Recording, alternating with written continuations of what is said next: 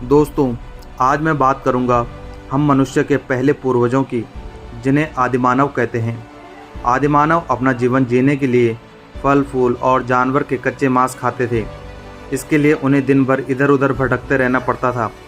उस समय जंगल, पहाड़ और पानी ही था। आदिमानव से मानव जीवन तक का सफ़र। एक बार एक आदिमानव ने फल खाकर उसके बीज को अपने रहने वाली जगह के पास के नरम मिट्टी पर फेंक दिया। रोज़मर्रा की ज़िंदगी में दिन भर वो जंगल में फल खोजता और शिकार करता, फिर उसी स्थान पर आकर सोता था। कुछ सप्ताह बाद एक दिन वह सुबह ऐसे ही बैठा था, तब उसका ध्यान उस बीज पर गया। उसने देखा कि उस बीज के एक तरफ से कुछ निकल रहा था। फिर कुछ दिन बाद देखा कि वह थोड़ा बड़ा होकर टहनी का रूप ले लिया था, जैसे कि उसके पास वाले पेड़ की नाजुक टहनी थी। वह आदिमानव उस पनप रहे बीज को समझ नहीं पा रहा था कि क्या है, लेकिन उसे रोज़ थोड़ा बढ़ते देख बहुत खुश होता था। समय बीतता गया और एक दिन वह बीज एक पेड़ बनकर फल देने लगा।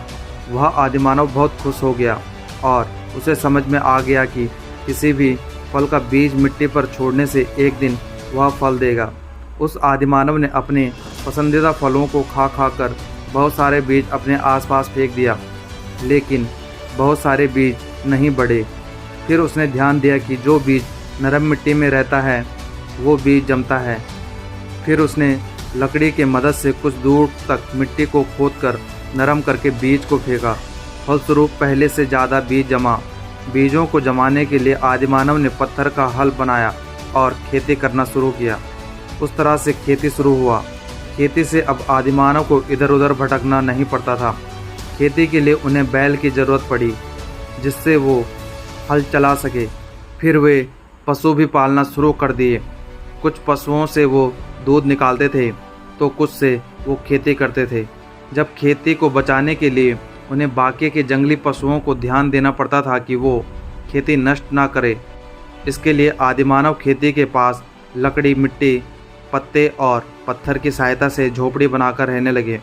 इस तरह से बाकी के आदिमानव भी खेती करने लगे और अपना अपना झोपड़ी बनाकर रहने लगे। झोपड़ी की संख्या बढ़ती गई और आगे चलकर ये सारी बस्ती का रूप ले ली। लोग एक साथ मिलजुल कर रहने लगे, जिससे उन्हें खेती करने, हंसी खुशी से जीवन जीने की खतरनाक जंगली जानवरों से बचने में आसानी हो गया। एक बार आदिमानव ने देखा कि एक बड़ा लकड़ी का लट्ठा ऊंचाई से लुढ़कते हुए नीचे गिर रहा था।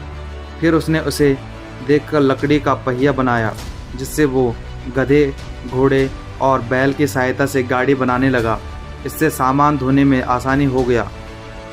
दूर का सफ़र भी करना आसान हो गया। पहिए की सहायता से मिट्टी का बर्तन बनाने लगे।